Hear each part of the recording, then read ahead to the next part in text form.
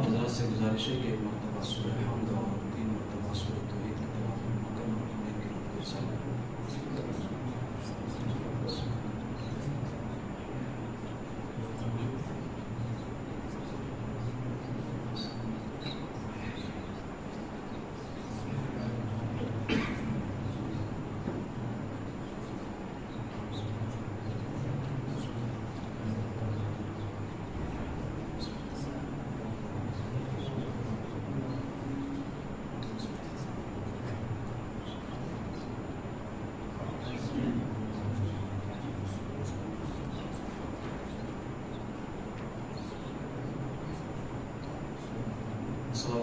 محمد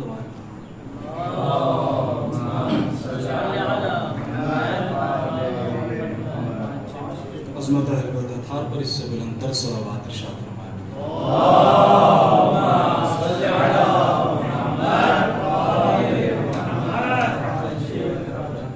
حضرات گرامی قدر عزاداران سید الشہداء علماء و فضلاء، بہرحال خصوصی مجمع تشریف فرما ہے، تمام صاحبان نظر میرے سامنے موجود ہیں اور بالخصوص حضور تشریف فرما ہے قسم اجازت کرتے ہوئے مختصر سے وقت میں 2-4 باتیں صرف بغرض اصلاح آپ کے اذہان عالم تک پہنچانے کی کوشش کر رہا ہوں. ایک عالم دین کی مادر گرامی کے سال ثواب کی مجلس ہے، لہٰذا اسی حوالے سے قرآن کریم کی آیت کا انتخاب کیا. خداوند کریم اپنی کتاب لا ریب کتاب، بے عیب کتاب کہ جس قرآن کے سلسلے میں اللہ نے مہر لگا دی کہ ذالک الکتاب لا ریب فیہ، یہ وہ کتاب ہے کہ جس میں شک کی کوئی گنجائش نہیں ہے. وہ کتاب کے سلسلے میں اللہ کے نبی نے ارشاد فرمایا من اراد علم الاولین والآخرین فلیصبر القرآن، جو شخص بھی چاہتا ہے کہ علم اولین و آخرین کو حاصل کرے تو اس کو چاہیے کہ وہ قرآن میں غور و فکر کرے، قرآن میں تدبر کرے، اس لیے کہ یہ وہ کتاب ہے کہ ولا رتب ولا یابس الا فی کتاب مبین، کہ اللہ نے کوئی خشک و تر ایسا باقی نہیں رکھا کہ جس کا ذکر اس قرآن میں نہ ہو. پھر اسی قرآن کریم کے سلسلے میں اللہ کے نبی نے ارشاد فرمایا کہ جو شخص بھی یہ چاہتا ہے اذا احب احدکم ان یحدث ربہ، جو شخص بھی چاہتا ہے کہ وہ اپنے پروردگار اور اپنے رب سے محو گفتگو ہو، محو کلام ہو، تو اسے چاہیے کہ وہ قرآن کریم کی تلاوت کرے. اس لیے کہ جب تم قرآن کریم کی تلاوت کرو گے تو صرف یہ تلاوت نہیں ہے بلکہ تم اپنے رب اور اپنے پروردگار سے محو گفتگو ہو اور اس سے باتیں کرو. آپ دیکھیں بالکل سامنے کی بات ہے اور بالکل حصول سعادت کے لیے میں تو 2-4 باتیں عرض کر رہا ہوں، ورنہ آپ سب فضلاء ہیں، علماء ہیں. میری کیا بساط کہ میں آپ کے سامنے اپنی خطابت کے جوہر دکھاؤں، نہ مجھ سے کوئی خطابت آتی ہے، میں تو اتنا سا طالب علم ہوں. صرف حصول سعادت اور اصال ثواب کے لیے 2-4 باتیں آپ کی خدمت میں عرض کرنا ہے. آپ دیکھیے کہ جب کوئی انسان کسی شہر میں کسی بڑے اسٹیٹس والے آدمی سے ملنا چاہتا ہے، کوئی بڑے مرتبے والا، بڑے جو دنیا کے کسی عظیم مرتبے پر فائز ہو، کوئی بڑا اسٹیٹس رکھنے والا انسان ہو، تو جب اس سے اگر ملنا چاہتا ہے تو نہ جانے کتنی زحمتیں، اس کو کتنی مشقتیں اٹھانی پڑتی ہے. پیسہ بھی خرچ کرتا ہے، مال بھی خرچ کرتا ہے، دولت بھی خرچ کرتا ہے، وقت بھی ضائع کرتا ہے. سب کچھ خرچ کرنے کے بعد اور ایک جو سب سے بڑی چیز ہے وہ سورس بھی لگوائے گا، کبھی اس کی سورس کبھی اس کی سورس، سب کچھ کرنے کے بعد اور سامنے سے جو ہے وہ یہ جواب مل جائے کہ دیکھیے بھائی فلاں دن اور فلاں وقت پر جو ہے وہ بالکل وقت پر آ جائیے گا، آپ کے پاس 5 منٹ ہیں بات کرنے کے لیے. 5 منٹ آپ کو دیے جائیں گے تاکہ آپ ہم سے بات کر سکیں, ہم سے کلام کر سکیں, ہم سے گفتگو کر سکیں. مال بھی خرچ کیا, دولت بھی خرچ کی, سب کچھ خرچ کیا, مشقتیں اٹھائی, زحمتیں اٹھائی, سب کچھ کیا, لیکن صرف 5 منٹ ملے. اب جو وقت تھا, جو وقت معین تھا, جس وقت پر ملاقات ہونی تھی, گفتگو ہونی تھی, باتیں ہونی تھی, اس وقت سے 1 گھنٹہ پہلے فون آ جائے کہ بھائی دیکھیے صاحب کی جو ہے وہ ایک ضروری میٹنگ آ گئی ہے, تو لہٰذا آپ سے گفتگو, آپ سے ملاقات نہیں کر پائیں گے. تو اب جو آپ نے دولت خرچ کی وہ بھی ضائع, جو مال خرچ کیا وہ بھی ضائع, جو زحمتیں اٹھائیں وہ بھی بیکار, جو مشقتیں اٹھائیں وہ بھی بیکار. آپ نے جتنی زحمتیں اٹھائیں, جتنی سوچ لگوائی, سب کچھ کرنے کے باوجود بھی سب کا سب کچھ بیکار ہو گیا. یہ دنیا کا اسٹیٹس ہے کہ جب کوئی اس دنیا میں کسی اسٹیٹس پر فائز ہو جاتا ہے تو محنتیں اور مشقتیں, مال و دولت اور جتنی زحمتیں اٹھائی جاتی ہیں وہ سب کی سب بیکار ہو جاتی ہے. لیکن اللہ جانے وہ خدا اپنے بندوں پر کتنا کرم کرتا ہے, کتنا رحم کرتا ہے. وہ یہ نہیں کہتا ہے کہ اگر تم مجھ سے گفتگو کرنا چاہتے ہو, تم مجھ سے کلام کرنا چاہتے ہو, تم مجھ سے باتیں کرنا چاہتے ہو, تم مجھ سے بہتر گفتگو ہونا چاہتے ہو, تو تمہیں مال خرچ کرنے کی ضرورت نہیں ہے, دولت خرچ کرنے کی ضرورت نہیں ہے, زحمتیں اٹھانے کی ضرورت نہیں ہے, مشقتیں اٹھانے کی ضرورت نہیں ہے. بس قرآن کریم کھول کر قرآن کی تلاوت کرتے چلے جاؤ, اپنے پروردگار سے محو گفتگو ہوتے چلے جاؤ گے. ایک صلوات پڑھیں عظمت محمد وعلی.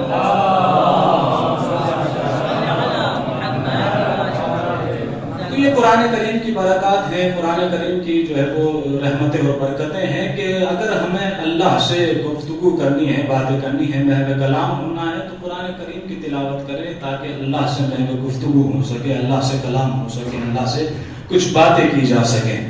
یہ قرآن کریم کا عظیم مرتبہ ہے, عظیم مرتبے والی ہے کتاب. اسی لیے تو اللہ کے نبی نے, خداوند عالم نے قرآن کریم میں خود مہر لگائی کہ ولا ردبن ولا یابسن الا فی کتاب مبین. کوئی خشک و تر ایسا نہیں ہے کہ جس کا ذکر اللہ نے اس قرآن میں نہ رکھا ہو. ہر خشک و تر کا ذکر اس قرآن میں موجود ہے. آپ دیکھیں کہ آدم سے لے کے خاتم تک سب کا ذکر اللہ نے اس قرآن میں رکھا ہے. اب چاہے وہ اشارات کے ذریعے سے ہو, چاہے وہ نام کے ذریعے سے ہو, جس بھی طریقے سے ہو, حوض کوثر کا ذکر, جنت کا ذکر, دوزخ کا ذکر, بندوں کا ذکر, مومن کا ذکر, کافر کا ذکر, مشرک کا ذکر, نماز کا ذکر, روزے کا ذکر, حج کا ذکر, زکات کا ذکر, خمس کا ذکر, توحید کا ذکر. اللہ نے ہر خشک و تر کا ذکر اس قرآن میں رکھا ہے. بس ایک جملے میں مختصر طور سے یہ سمجھ لیجئے کہ اللہ کا علم ہے قرآن, اللہ کا علم ہے قرآن, اللہ کا علم ہے قرآن. جب اللہ اپنے علم کو کاغذ پر اتارتا ہے تو اسے قرآن نام دیتا ہے, اور جب اللہ اپنے علم کو کسی پیکر میں ڈالتا ہے تو اسے محمد نام دیتا ہے.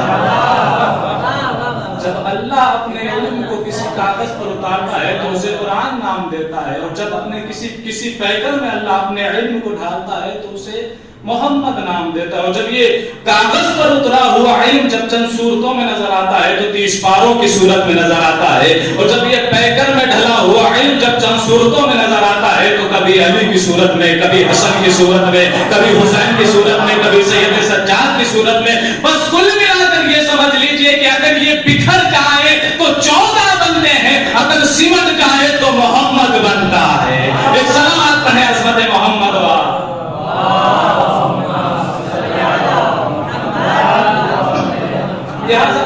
اللہ نے اسی قرآن کریم میں, اسی عظمت والی کتاب میں, بابرکت کتاب میں ایک عظیم نقطے کی طرف اپنے بندوں کو, اپنے چاہنے والوں کو, مومنوں کو اشارہ کیا. خداوند عالم ارشاد فرماتا ہے, وہی آیت جس کو میں نے سرنامہ سخن قرار دیا, بڑی مشہور و معروف آیت ہے, ترجمے سے بھی آپ سب واقف ہیں. میں پھر عرض کر رہا ہوں کہ بالکل آپ فضلہ کے درمیان میں کیا مجلس پڑھی جائے, صرف حصول سعادت اور اثار ثواب کے لیے جو ہے وہ کچھ باتیں عرض کرنے جاتی ہیں, باقی کچھ بھی نہیں. ترجمے سے آپ سب واقف ہیں, صرف اور صرف حصول سعادت کے لیے ترجمہ کرنا چاہتا ہوں. اللہ نے ارشاد فرمایا وَقَضَىٰ رَبُّكَ أَلَّا تَعْبُدُوا إِلَّا إِيَّاهُ. تمہارا پروردگار تمہیں یہ حکم دیتا ہے کہ دیکھو اس کے علاوہ کسی اور کی عبادت نہ کرنا. اللہ تعبدوا الا اياه وبالوالدین احسانا, اور اپنے والدین کے ساتھ حسن سلوک کرنا, ان کے ساتھ نیکی کرنا, اپنے والدین کو کبھی ان کی نافرمانی نہ کرنا, اپنے والدین کی اطاعت کرنا. وبالوالدین احسانا. اگر آپ اس آیت پر غور کریں، اسی آیت کے اس ٹکڑے پر غور کریں تو اللہ نے اس آیت میں دو امر کی طرف اشارہ کیا، لا تعبدوا الا اياه، کہ دیکھو اللہ کے علاوہ کسی اور کی عبادت نہ کرنا، وبالوالدین احسانا، اور والدین کے ساتھ حسن سلوک کرنا. دو باتیں، شرک نہ کرنا. اگر آپ دیکھیں کہ قرآن جو گناہ کبیرہ ہے ان میں جو سب سے بڑا گناہ ہے وہ کون سا گناہ ہے؟ شرک، اللہ کا شریک قرار دینا سب سے بڑا گناہ ہے. گناہ کبیرہ میں بھی جو سب سے بڑا گناہ ہے وہ شرک، اللہ کا شریک قرار دے دینا. تو اللہ نے شرک کی مذمت کرتے ہوئے والدین کے احترام کو ساتھ میں رکھا. کہتے کہ وَقَضَىٰ رَبُّكَ أَلَّا تَعْبُدُوا إِلَّا إِيَّاهُ، اللہ کے علاوہ کسی اور کی عبادت نہ کرنا. وَبِالْوَالِدَيْنِ إِحْسَانًا، اور اپنے والدین کے ساتھ نیکی کرنا، حسن سلوک کرنا. تو اللہ نے شرک کی مذمت کے ساتھ ساتھ اس آیت میں اپنے والدین کے ساتھ، تمام مومنین کو اپنے والدین کے ساتھ نیکی اور حسن سلوک کا حکم دیا. در حقیقت شاید خداوند کریم یہ فرمانا چاہتا ہو، یہ بتانا چاہ رہا ہے ہم کو کہ دیکھو جتنا بڑا گناہ اللہ کا شریک قرار دینا ہے، اتنا ہی بڑا گناہ والدین کو ستانا، والدین کو اذیت دینا اور والدین کی نافرمانی کر دینا.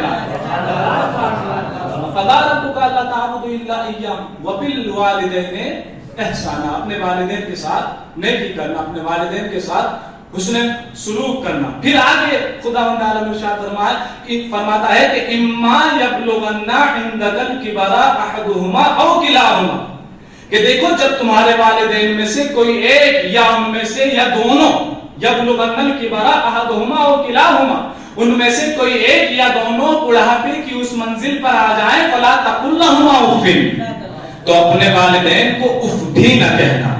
یہ آیت کس چیز کی طرف اشارہ کر رہی ہے؟ یہ آیت کیا بتانا چاہ رہی ہے کہ تمہارے والدین بڑھاپے کی اس منزل پر آ جائیں، یعنی کیا مطلب؟ یعنی بڑھاپے کی اس منزل پر آ جائیں کہ جب وہ چیزوں کو بھولنے لگیں، جب وہ تم سے بار بار سوال کرنے لگے، بیٹا یہ کیا ہوا، بیٹا یہ کیسے ہوا، بیٹا یہ کیا ہوا. کہ دیکھو جس طریقے سے تم بچپن میں اپنے والدین سے بار بار سوال کرتے تھے، بابا یہ چیز کیا ہے، بابا یہ چیز کیا ہے، بابا یہ چیز کیا ہے، تو تمہارے والدین نے کبھی تمہیں جھڑکا نہیں، ہمیشہ پیار و محبت کے ساتھ، انسیت کے ساتھ، محبت کے ساتھ جو ہے وہ تمہارا جواب دیا، شفقت کے ساتھ تمہارا جواب دیا. بتاتے تھے کہ بیٹا دیکھو یہ ہے، بیٹا یہ ہے، بیٹا یہ ہے. چاہے جتنی مرتبہ سوال کیا لیکن کبھی تمہارے والدین نے تمہیں جھڑکا نہیں، کبھی تمہیں ڈانٹا نہیں، کبھی تمہیں جھڑکا نہیں. دیکھو قرآن کریم کی آیت یہی بتانا چاہ رہی ہے کہ اما یبلغن الکبر احدهما او کلاهما، اگر تمہارے والدین میں سے کوئی ایک یا دونوں بڑھاپے کی اس منزل پر آ جائے کہ جب وہ چیزوں کو بھولنے لگے، تم سے بار بار سوال کرنے لگے، فلا تقل لهما اف، تو تم انہیں اف بھی نہ کہنا، کو اف بھی نہ کہنا. فلا تقل لهما اف ولا تنهرهما، اور اپنے والدین کو جھڑکنا نہیں کہ اگر بار بار سوال کر لیا، بڑھاپے کی اس منزل پر آ گئے ہیں، یاد کرو تمہارا بھی ایک وقت وہی وقت تھا کہ جب تم چیزوں کو بھول جاتے تھے، بار بار سوال کرتے تھے.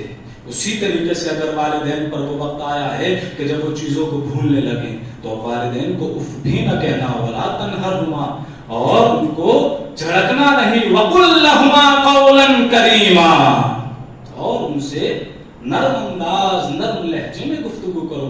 جس طریقے سے وہ بچپن میں تم سے نرم لہجے میں بات کرتے تھے، نرم لہجے میں گفتگو کرتے تھے، تمہارے اوپر بھی فرض ہے کہ تم بھی اسی طریقے سے گفتگو کرو.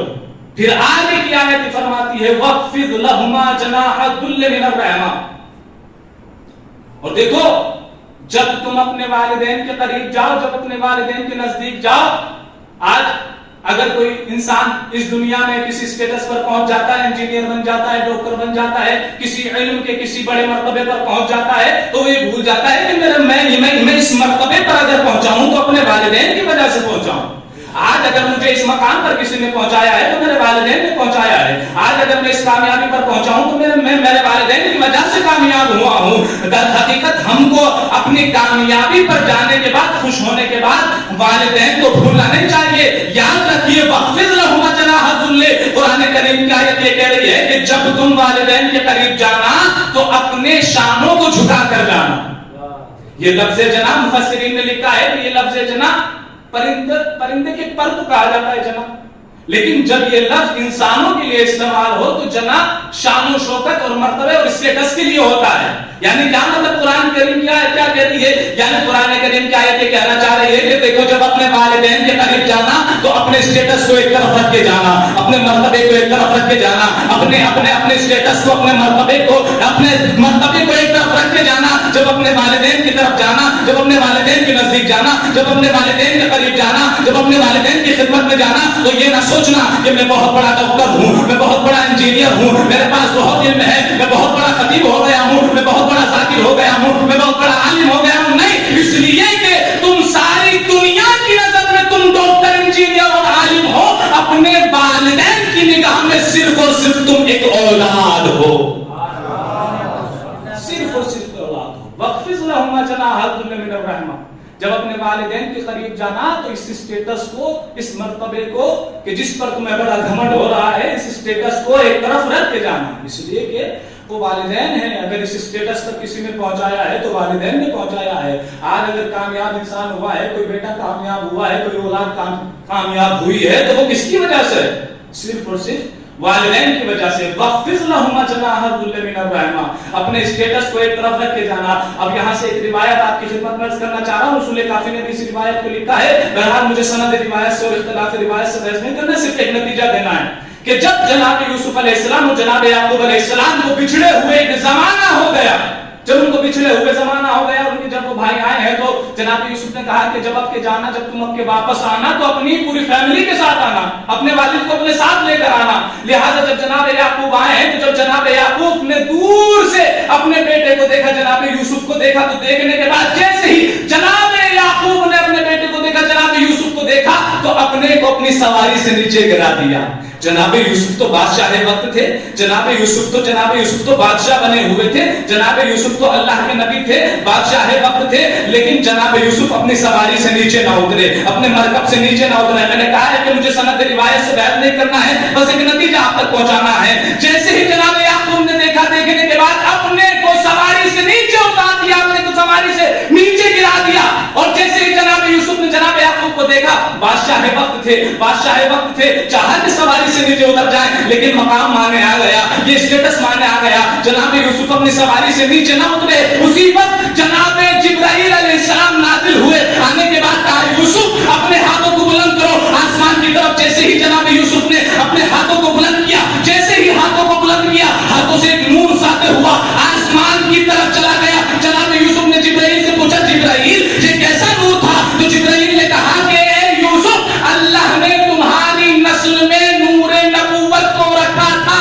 لہذا چونکہ تم اپنے والد کے احترام میں اپنے مرکب سے نیچے نہ اترے، لہذا اللہ نے تم سے اس نور کو چھین لیا، تمہاری نسل سے اس نور نبوت کو کسب کر لیا. میں کہوں گا پروردگار یوسف تو تیرے نبی ہیں، میں کہوں گا پروردگار یوسف تو بادشاہ وقت ہیں، اگر سواری سے نیچے نہ اترے تو کیا ہوا؟ عجب نہیں پروردگار کی آواز آئے نادان. میں دنیا کو یہی بتا دینا چاہتا ہوں کہ دیکھو، بادشاہت ایک طرف، احترام والدین ایک طرف.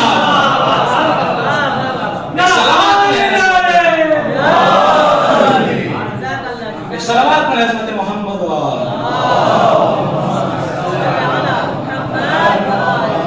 لہذا جب اپنے والدین کے قریب جانا، اپنے والدین کے نزدیک جانا تو اس اسٹیٹس اور اس مرتبے اور اس عظیم مرتبے کو ایک طرف رکھ کے جانا. اس لیے کہ تم دنیا کی نگاہ میں ڈاکٹر، انجینئر اور عالم ہو، والدین کی نگاہ میں تم صرف اولاد ہو. وَاخْفِضْ لَهُمَا جَنَاحَ الذُّلِّ مِنَ الرَّحْمَةِ.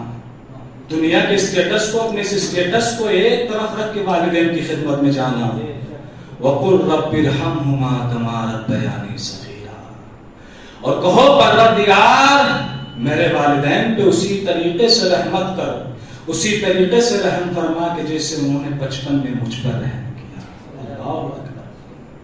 جیسے بچپن میں انہوں نے میرے ساتھ سلوک کیا، پروردگار تو بھی ان کے ساتھ ویسا ہی سلوک کر۔ پروردگار جیسے بچپن میں وہ میرے ساتھ رحمانہ انداز کرتے تھے، وہ جیسے میرے ساتھ کریمانہ انداز سے پیش آتے تھے، پروردگار میرے والدین پر رحم کرنا۔ عجیب لہجہ ہے روایت کا، عجیب لہجہ ہے آیت کا۔ وَقُلْ رَبِّ ارْحَمْهُمَا كَمَا رَبَّيَانِي صَغِيرًا، کہ دیکھو جو وقت تم پر گزرا ہے وہی وقت تمہارے والدین پر آیا ہے، لہٰذا جس طریقے سے تمہارے والدین تم سے سلوک کرتے تھے، تمہارے اوپر بھی واجب اور ضروری ہے کہ تم بھی اپنے والدین سے اسی طریقے سے سلوک کرو۔ ایک صلوات پڑھیں حضرت محمد و آل محمد پر۔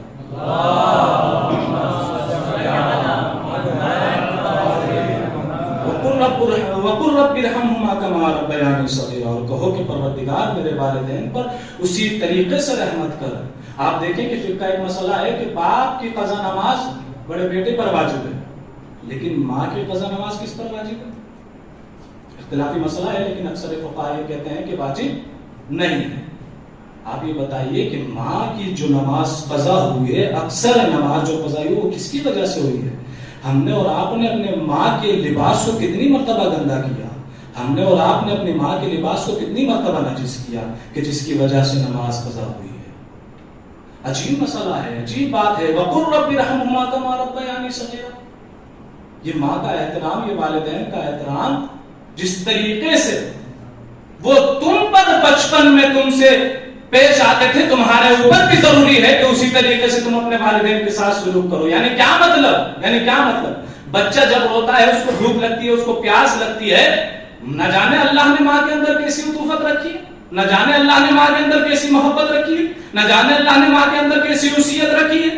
بچہ زبان سے نہیں ہے، یہ نہیں کہتا ہے کہ ماں میں بھوکا ہوں، ماں میں پیاسا ہوں، لیکن ماں کے اندر وہ احساس ہے کہ ماں سمجھ جاتی ہے میرا بچہ بھوکا ہے، میرا بچہ پیاسا ہے۔ بچے کو کہنے کی ضرورت نہیں ہے کہ ماں میں بھوکا ہوں، جیسے ہی بچہ بھوکا ہوا دوڑتی ہوئی ماں آ جاتی ہے اور اپنے سینے سے لگا لیتی ہے، ہائے میرا بچہ بھوکا ہے، ہائے میرا بچہ پیاسا ہے، بچے کو سیراب کرتی ہے، بچے کو شکم سیر کرتی ہے۔ یعنی کیا مطلب؟ یہ جو آیت کہہ رہی ہے کہ اسی طریقے سے رحم کرنا، اور تو اللہ کہہ رہا ہے کہ تم اپنے والدین سے ویسے ہی سلوک کرو کہ جیسے انہوں نے بچپن میں تمہارے ساتھ سلوک کیا۔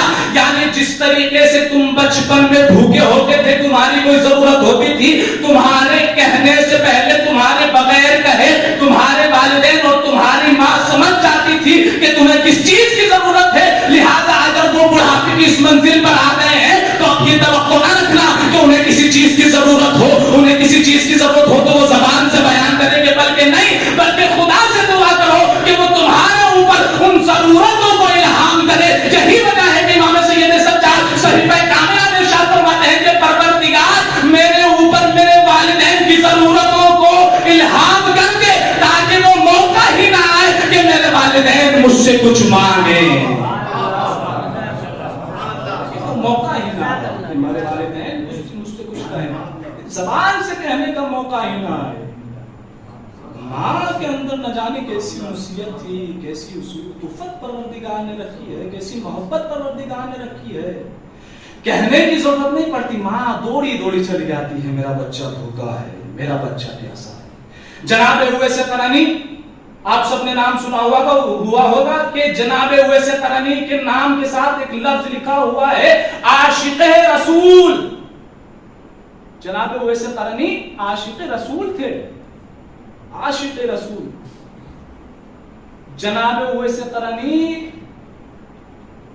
شہر مکہ سے اتنا دور رہتے تھے کہ کبھی رسول کو دیکھا نہیں تھا، کبھی رسول کا دیدار نہیں کیا تھا، کبھی رسول کی زیارت نہیں کی تھی، لیکن عاشق رسول ایک لفظ لکھا ہوا ہے۔ یہ کس وجہ سے عاشق رسول اس مرتبے پر کیسے پہنچے؟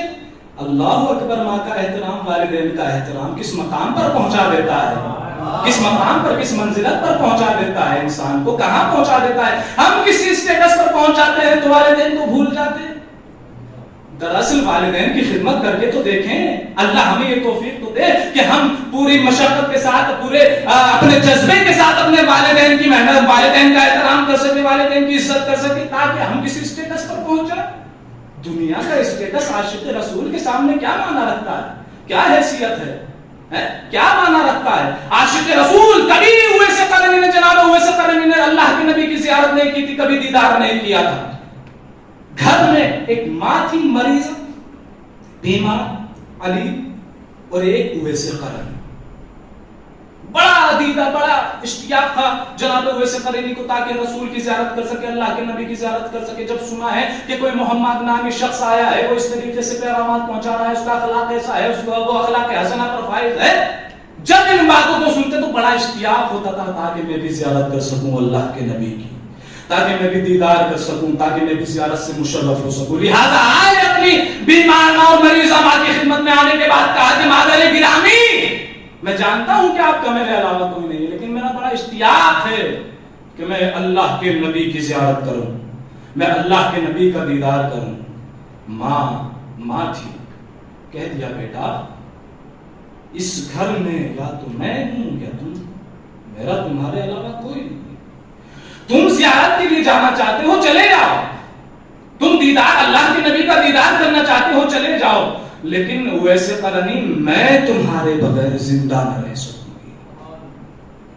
جناب ویسے قرنی نے اسی وقت خط لکھا, السلام علیکہ یا رسول اللہ, اللہ کے نبی میں آپ کے دیدار کو آنا چاہتا ہوں, بڑا مشتاق ہوں, بڑا اشتیاق ہے تاکہ آپ کا دیدار کر سکوں, لیکن کیا کروں, میں اپنی حقیقی ماں کی خدمت کر رہا ہوں, میں آپ کے دیدار کے لیے آ نہیں سکتا. خط کو لکھا, قاصد کو بھیجا. جیسے ہی اللہ کے نبی بیٹھے ہوئے ہیں, اصحاب کا مجمع ہے, سب بیٹھے ہوئے ہیں, جیسے ہی اللہ کے نبی نے قاصد کو آتا دیکھا, اپنے مقام سے کھڑے ہوئے, آگے بڑھے, قاصد سے خط کو لیا, خط کو لینے کے بعد اپنی آنکھوں سے لگایا. اللہ اکبر, یہ ماں کا احترام, یہ والدین کا احترام کس مقام پر, کس اسٹیٹس پر پہنچا دیتا ہے. یہ صرف والدین کا احترام ہے کہ جو انسان کو ایسے مقام پر پہنچا دیتا ہے کہ اللہ کا نبی بھی تحریر کو اپنی آنکھوں سے لگاتا ہے, اپنی آنکھوں سے تحریر کو لگاتا ہے. اللہ کا نبی آیا, قاصد خط کو دیکھا, ابھی کھولا نہیں تھا, صاحب نے پوچھ لیا, آنکھوں سے جیسے ہی لگایا, کہ یا رسول اللہ ابھی تو آپ کو معلوم بھی نہیں ہے کس کا خط ہے, آپ نے آنکھوں سے لگا لیا, آپ اس کو بوسہ دے رہے ہیں, آپ آنکھوں سے لگا رہے ہیں. اللہ کے نبی نے کہا تمہیں نہیں معلوم, یہ میرے عاشق کا خط ہے, یہ میرے عاشق کا قاصد ہے. جیسے ہی خط کو کھولا, پڑھا, اللہ کے نبی میں آپ کے دیدار کے لیے آنا چاہتا ہوں, میں آپ کی زیارت کے لیے آنا چاہتا ہوں, لیکن کیا کروں, میں اپنی حقیقی ماں کی خدمت کر رہا ہوں, میں آپ کے دیدار کے لیے آ نہیں سکتا. اللہ کے نبی نے خط کو پلٹا, خط کے جواب میں لکھا, وعلیکم السلام یا اویس قرنی,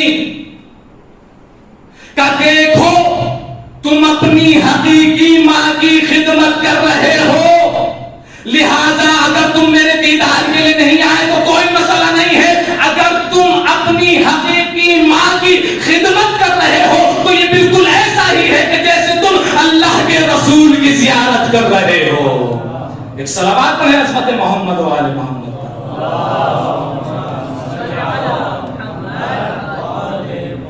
بالکل ایسا ہی ہے کہ جیسے تم اپنے اللہ کے رسول کی زیارت کر رہے ہو. یہ والدین, یہ ماں کا احترام, یہ والدین کا احترام اس مقام پر انسان کو پہنچا دیتا ہے کہ اللہ کا نبی اپنے مقام سے کھڑا ہوتا ہے, تحریر کو اپنی آنکھوں سے لگاتا ہے. اللہ کے اگر ہم بھی چاہتے ہیں کہ اللہ کے نبی کی زیارت کریں, کتنا اچھا نسخہ اللہ کے نبی نے بتا دیا, والدین کی خدمت کرو, اپنے حقیقی ماں باپ کی خدمت کرو, تو ایسا ہی ہے کہ جیسے تم اللہ کے رسول کی زیارت کر رہے ہو. بس ایک آخری بات اور پھر وقت مسائل, اس واقعے کو بس دعا کیا کیجئے کہ اللہ کسی اولاد کو وہ منظر نہ دکھائے کہ جب اس کے والدین اس کے حق میں بد دعا کریں. کسی بیٹے کو, کسی اولاد کو یہ منظر نہ دکھائے, یہ دن نہ دیکھنا پڑے. ماں باپ کی خدمت کا نتیجہ, اس لیے کہ جب ماں باپ کی دعا انسان کو کامیابی کے اس اسٹیٹس پر پہنچا سکتی ہے تو ماں باپ کی بد دعا بھی انسان کو بد سے بدترین اسٹیٹس پر پہنچا سکتی ہے. اور یہی وجہ ہے کہ اس بات کو, اس روایت کو, بہار میں بھی یہ روایت موجود ہے اور شیخ عباس القمی نے بھی اس بات کو مفاتیح الجنان میں لکھا ہے, اس روایت کو, کہ امام حسین علیہ السلام سے روایت ہے کہ امام حسین علیہ السلام یہ ارشاد فرماتے ہیں کہ میں اپنے والد گرامی کے ساتھ صحن کعبہ میں موجود تھا, نصف شب رات کا سناٹا, صحن کعبہ میں موجود ہے اپنے والد گرامی کے ساتھ. اچانک کانوں میں ایک آواز آئی جیسے کوئی رو رہا ہے, بلک بلک کی گریا کر رہا ہے, مچل رہا ہے, تڑپ رہا ہے. ایک عجیب آواز, گریا کر رہا ہے تڑپ تڑپ کر. مولا نے کہا کہ بیٹا حسین جاؤ ذرا جا کر دیکھو یہ کون گریا کر رہا ہے, یہ کون رو رہا ہے, یہ کون اس طریقے سے گریا کر رہا ہے. جیسے ہی پہنچے جانے کے بعد دیکھا کہ ایک جوان خوش قامت جوان بیٹھا ہوا ہے, کعبے کی دیوار کو پکڑے ہوئے گریا کر رہا ہے, تبسل کر رہا ہے. آنے کے بعد بتایا مولا جیسے ہی خدمت میں پہنچے جانے کے بعد کاندھے پر ہاتھ رکھا. کیا ہوا, اس طریقے سے گریا کر رہے ہو, تڑپ تڑپ کے رو, یہ کیا حالت بنا رکھی ہے, کیسے گریا کر رہے ہو. جوان کہتا ہے مولا میں بدبخت ہو چکا ہوں. مولا کہ کیا ہوا, تمہارا قصہ کیا ہے, واقعہ کیا ہے. کہ مولا میں تھا اور میرا ایک والد تھا, میرا ایک باپ تھا, بڑا نیک باپ, مجھ سے بڑی محبت کرتا ہے, مجھ سے بڑی نصیحت رکھتا تھا. سب کچھ جو کماتا تھا سب کچھ میرے لیے, ساری مال و دولت سب کچھ جو بھی تھا وہ سب کچھ میرے لیے تھا. صرف ایک باپ تھا, لیکن میں اپنے باپ کا ایک نالائق بیٹا. ایک دن میں نے دیکھا کہ میرے باپ کے پاس ایک کٹڑی ہے, اس میں کچھ پیسے, اس میں کچھ درہم و دینار ہے. میں نے اپنے باپ سے کہا کہ یہ پیسے مجھے دے دو.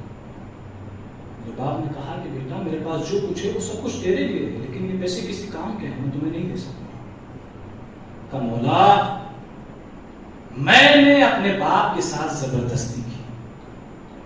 اس کٹڑی کو جیسے ہی میں نے اس کٹڑی کو پکڑا, اس کوٹلی کو پکڑا, میرے باپ نے میرے ہاتھ کو پکڑ لیا. جیسے ہی میرے باپ نے میرے ہاتھ کو پکڑا, میں نے اپنے ہاتھ سے اپنے باپ کو دھکا دیا, میرا باپ زمین پر جا کر گر گیا.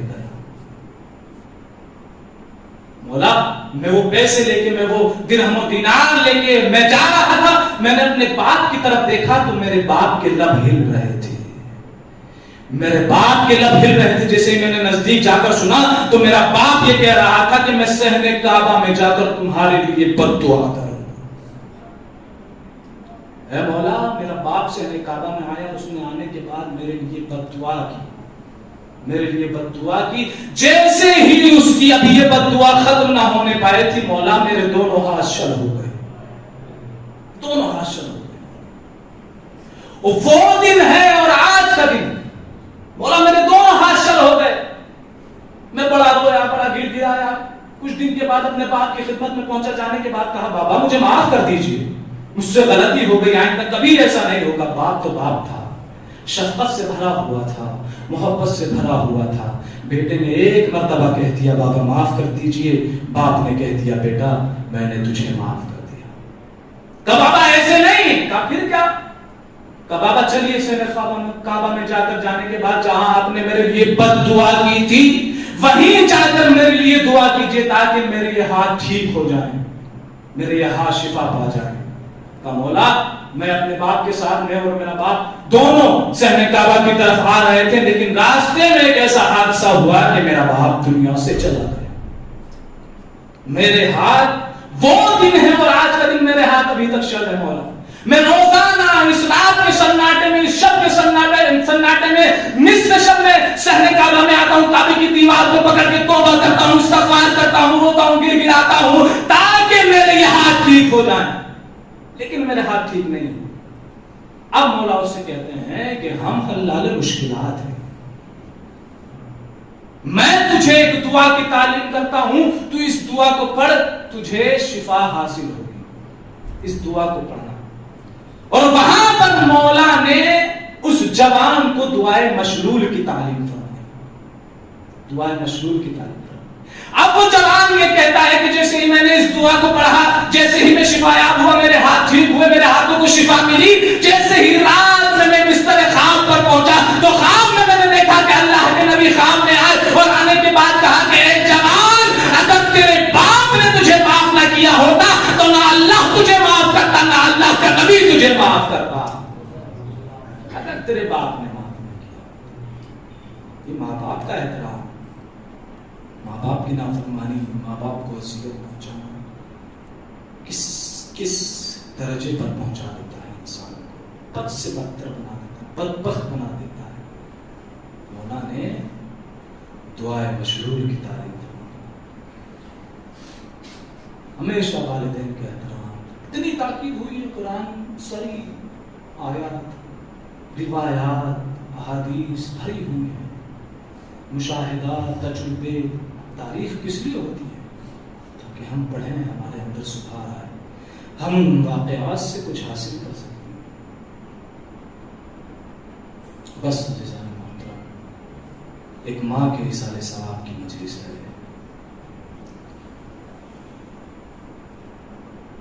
ماں باپ کا احترام انسان کو ایسے کس اسٹیٹس پر پہنچا دیتا ہے، کس مرتبے پر پہنچا دیتا ہے۔ ماں باپ سے انسیت، ماں باپ سے محبت، ماں باپ کا احترام، ماں باپ کی عزت کتنا ضروری ہے، کس حد تک ضروری ہے۔ یہی وجہ تھی کہ کربلا میں حسین جگہ جگہ پر اپنی والدہ کو یاد کر رہے تھے، اماں زہرا۔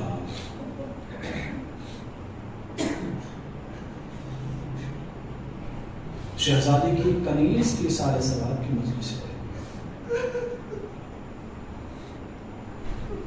اور یہ ماں بھی ایک عجیب ماں تھی،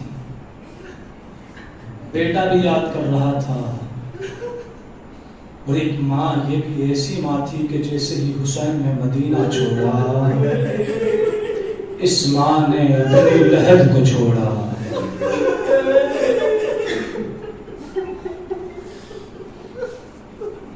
جہاں جہاں حسین جا رہا ہے یہ ماں پیچھے پیچھے جا رہی ہے۔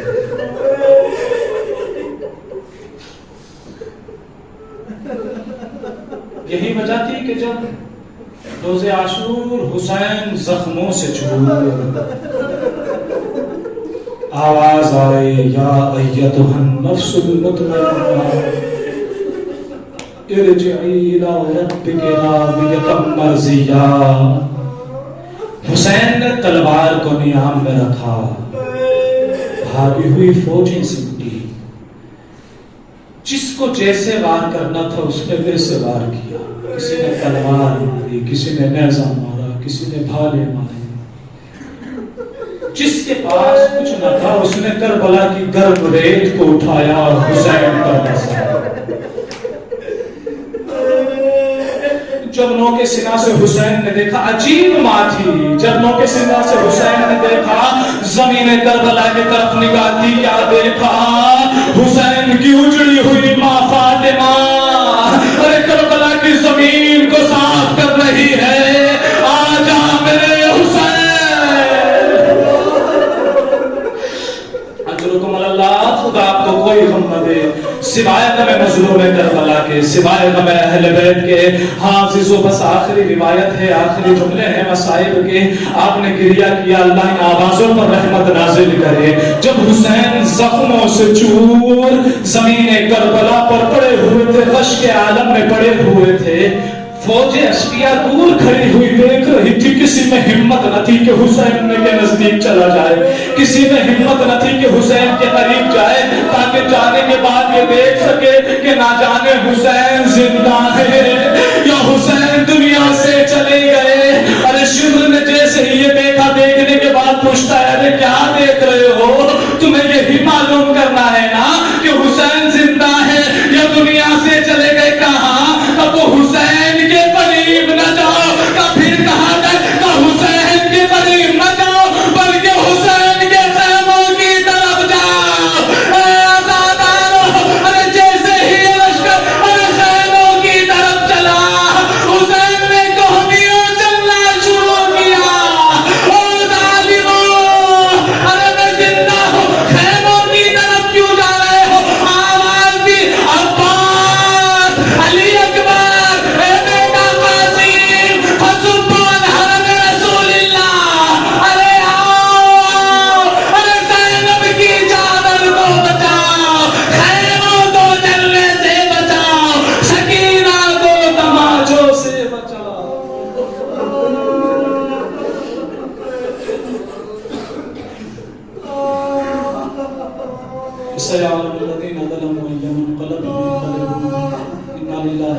وإنا إليه راجعون رضا بقضائه وتسليما لأمره.